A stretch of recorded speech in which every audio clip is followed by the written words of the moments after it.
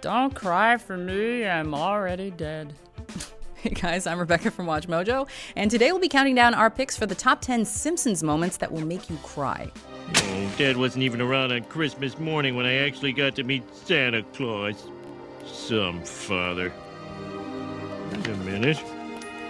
Dad! Before we begin, we publish new content every day, so be sure to subscribe to our channel and ring the bell to get notified about our latest videos. You want to get unexpectedly sad? Join us on this journey as we take a look at the most genuinely poignant moments from this legendary cartoon. However, we will only be including scripted in-episode moments, as touching as their real-world farewells may be. Also, spoilers ahead. All right, let's get to it. Number 10, Bart's Gift. Happy homemaker and mom supreme, Marge Simpson just wants one thing for Christmas: a nice family photo. Please, Bart, no more pranks. It would mean so much to me if we could have just one nice family photo. This year, however, Bart's got a bigger reason for not wanting to be part of the family portrait. He was caught shoplifting. When Marge finds out, her positive view on her mischievous son is broken, and she wonders if she spoiled him. Bart, feeling adrift, decides to show them just what sort of person he really is. Returning home, it seems he's disappointed his mother again, until he reveals what he's done. It's such a surprisingly thoughtful moment, it's hard not to feel moved. I can't believe you did this. I wanted to surprise you for Christmas. Oh, sweetie, this is the best present a mother could get. Number 9, Lisa tries to help. This later season's episode has a real classic feel.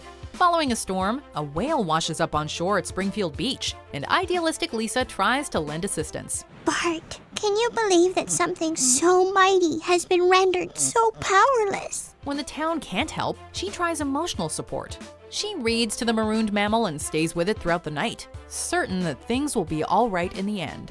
The world below the brine, forests at the bottom of the sea, the branches and leaves. Sea lettuce, vast lichens. But by morning, there's nothing more she can do. And despite her dreams, poor Lisa finds the whale has died in the night. Luella? Oh, no. The most well-meaning and innocent member of the Simpsons family, Lisa learns a hard lesson that sometimes, despite hope and good intentions, nature is cruel. Those baby whales are doomed just like their mom. Oh, I guess it's just nature's way. Number 8, Baby Talk. Throughout this flashback episode, we see that when Lisa was first born, Bart hated her. Lisa, time for your feed. Who's cuter now? Jealous of the attention the new baby was getting, Bart did everything he could to get rid of her. Finally, little Bart decides their house just isn't big enough for the two of them and plans to run away. That is, until Lisa says her first word. Excited, Bart tells Homer and Marge that he's her first word. Bart! What did you say? Bart? Summer and Succotash, you can talk! Then we flash forward after an episode of Homer getting teased by his kids, and Maggie says her first word without anyone hearing. It's Daddy, making for a 1-2 punch of adorableness. I hope you never say a word.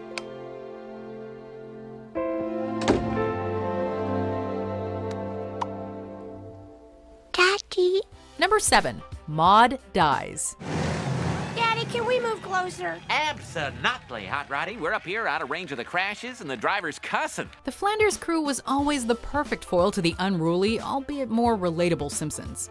Squeaky clean, always honest, and good-natured to a fault, Ned seems like the happiest guy on Earth. But during a day at the raceway, Maude is struck by a barrage of t-shirts thrown from the bleachers and dies as a result of the freak accident. Ooh, a bobby pin! Maude? While she was always something of a secondary character, she was still the first truly major death in the series, and it shakes Ned's faith to the core. There's something so sad about seeing the unflappable Flanders and his kids brought so low. Whether you noticed her or not, Maude was always there. And we thought she always would be. Number 6, Barney's Film. Next, they're gonna show my movie. You made a movie? I made a movie? No wonder I was on the cover of Entertainment Weekly. The Springfield Film Festival is all anyone can talk about in this episode, and everyone wants a chance at the grand prize. Most entries are either silly or over the top. When local South's Barney Gumbel's film comes up, the audience assumes it'll be more of the same. However, his entry is a surprisingly poetic musing on his life as an alcoholic. With comedic elements, it is The Simpsons after all. It's brilliant. Savagely honest, tender. He has the soul of a poet. You're very kind. Excuse me, did something crawl down your throat and die? It didn't die. Comic relief aside, alcoholism is an immensely serious affliction, one that impacts thousands of people's lives. This black and white short film humanizes an otherwise punchline of a character and manages to, within the laughs, signal that he is not just a joke. Don't cry for me. I'm already dead.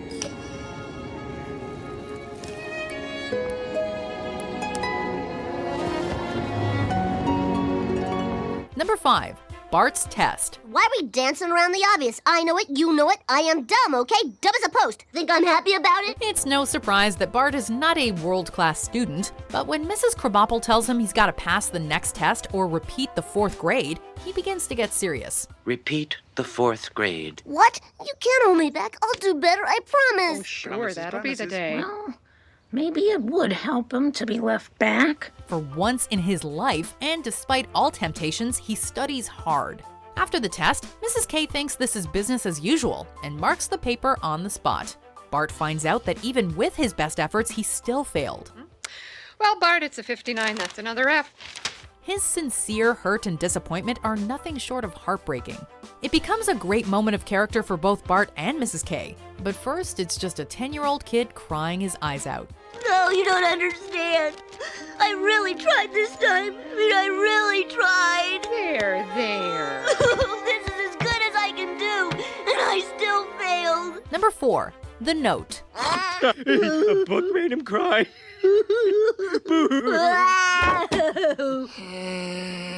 Lisa has always been the odd one out in the Simpsons household.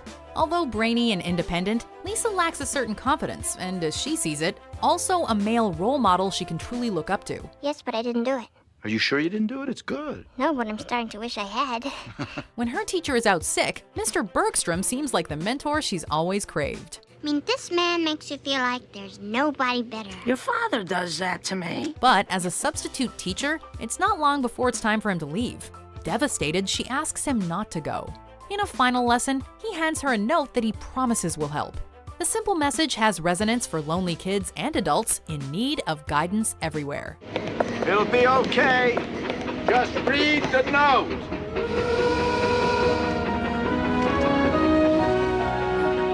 Number 3. Homer's Death. After consuming deadly fugu or blowfish, Homer is told he only has 1 day left to live. You have 24 hours to live. 24 hours? Well, 22. I'm sorry I kept you waiting so long. Oh, Marge, I'm gonna die. I'm gonna die. He tries to live his last day to the fullest, making a checklist and trying to get it all done. He's waylaid and doesn't get to do everything, including spending more time with his kids. The real heartbreak occurs at night. After spending what he thinks is a last moment with his loving wife, he goes from room to room saying goodbye to his children.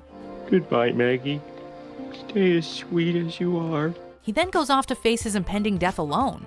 Fortunately, Homer does live to see another sunrise. Wake up! You're alive! You're alive! What are you talking about? You're alive! I'm alive! I'm alive! And I couldn't be happier! Number 2. Do It For Her. Why aren't there any pictures of Maggie?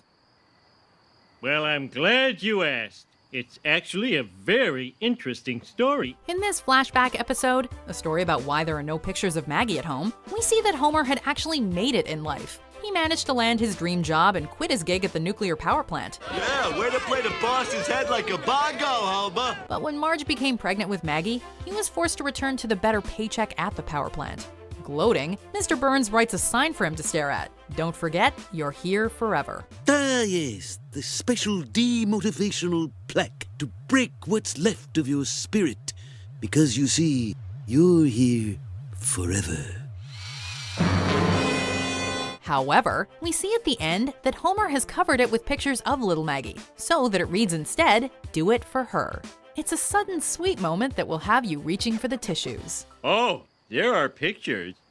I keep them where I need the most cheering up.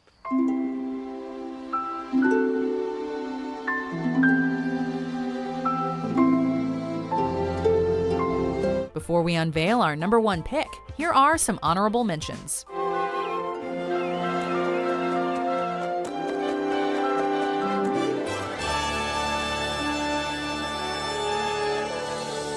Oh, Maggie, you're a Simpson again. Come on in. Dignity's on me, friends. Saxophone.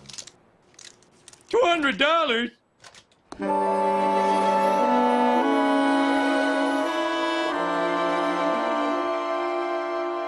Oh, I'll take it. I love you, boy. Love you, boy. Love you,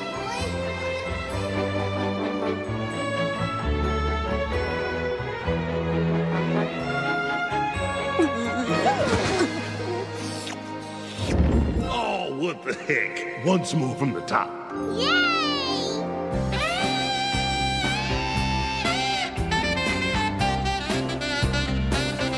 When the jazzman's testifying. Number 1, A Farewell. Wait a minute. Mom? Homer? I thought you were dead. I thought you were dead. Homer thought his mother was dead for most of his life. When he unexpectedly gets her back, he learns the truth, that she loved him, but was on the run from the law. The pair is looking forward to making up for lost time, but no sooner is Mother S back than she's forced to leave again. I guess I was just a horrible son and no mother would want me. Homer gets her out in time, but must say goodbye once more. Remember, whatever happens, you have a mother, and she's truly proud of you. After she's gone, Homer sits sadly on the hood of his car, staring at the stars. The stillness and reflection of the moment as the credits begin to roll make this one of the most poignant, tear-jerking, and memorable scenes in the entire series.